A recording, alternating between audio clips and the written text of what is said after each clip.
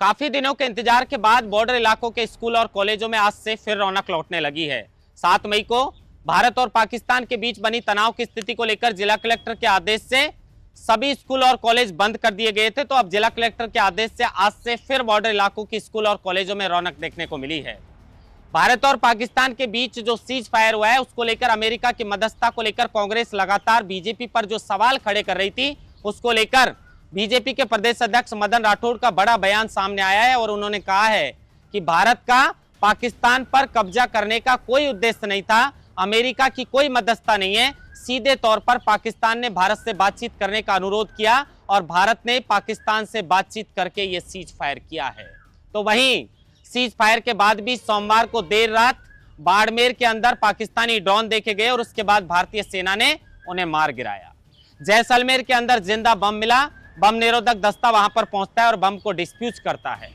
उसके अलावा झुंझुनू के अंदर इस तरह की खबरें सामने आई, प्रशासन कुछ अलग कहता है, मीडिया चैनल कुछ अलग कहते हैं। आजकल ये भी बड़ी विडंबना है कि झूठी खबरें इतनी तेजी से फैलती हैं कि अंदाजा लगाना भी मुश्किल होता है कि क्या सच है और क्या झूठ है।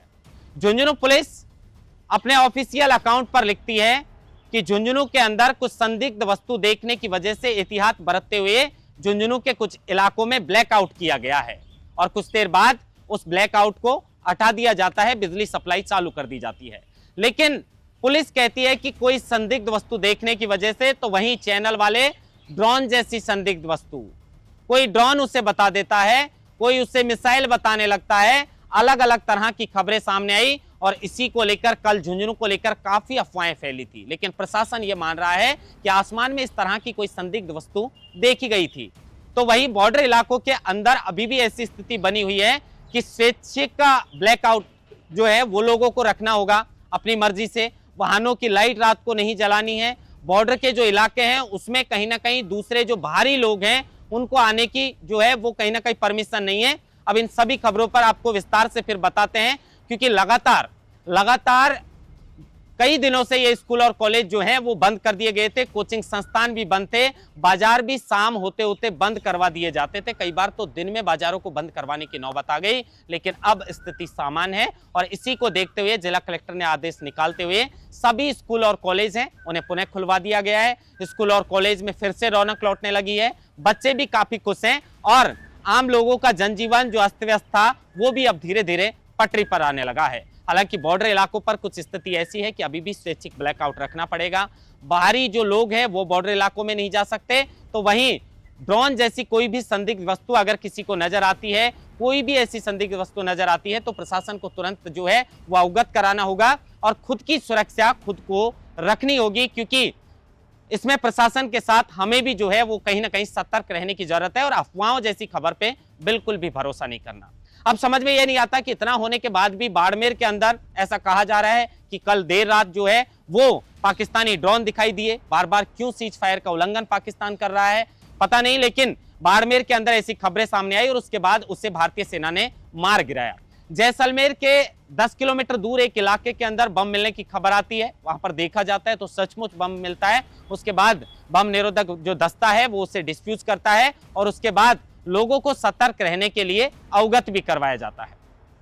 अब 7 बजे तक राजस्थान के बॉर्डर इलाकों के बाजार खुले रहेंगे, लेकिन उसके बाद स्वैच्छिक ब्लैकआउट रखा जाएगा और बाजारों को शाम 7 बजे बंद कर दिया जाएगा।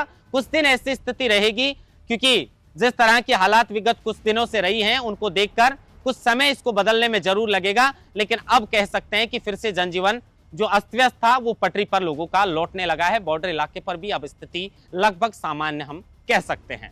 झुंझुनू की जो खबर है उसको देखकर मैं ये जिक्र करना चाहता हूं कि जिस तरह से खबरें, अफवाहें कह सकते हैं, खबरें नहीं अफवाहें तेजी से फैलती हैं, इनको लेकर हमें सबसे पहले या तो जो प्रशासन है उसकी आधिकारिक वेबसाइट है उसको देखना चाहिए, क्योंकि प्रशासन कुछ अलग कहता है, उसके बाद एक मीडिया संस्थान उसके लिए अलग कहता है, दूसरा उसे पूरी तरह बदल देता है। तो इस तरह की अफवाहों पर कम ध्यान दें। तो वहीं मदन राठौड़ ने जो पलटवार कांग्रेस पर किया है उसको लेकर हम बातचीत करते हैं।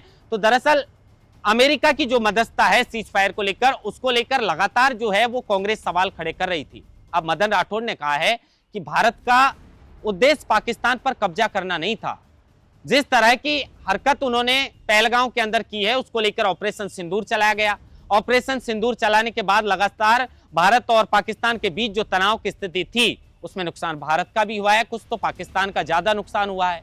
लेकिन उसके बाद पाकिस्तान इतना तंग आ गया, इतना परेशान हो गया कि वो चाहता था कि किसी भी तरीके से इस तनाव को रोका जाए, और पाकिस्तान ने मदन राठौड़ के मुताबिक सीधे तौर पर भारत से बातचीत की है, और भारत से बातचीत करने के बाद दोनों देशों के बीच सीज फायर को लेकर मध्यस्थता हुई है। अमेरिका का इसमें किसी भी तरीके का कोई भी रोल भारतीय जनता पार्टी के प्रदेश अध्यक्ष मदन राठौड़ के मुताबिक नहीं है।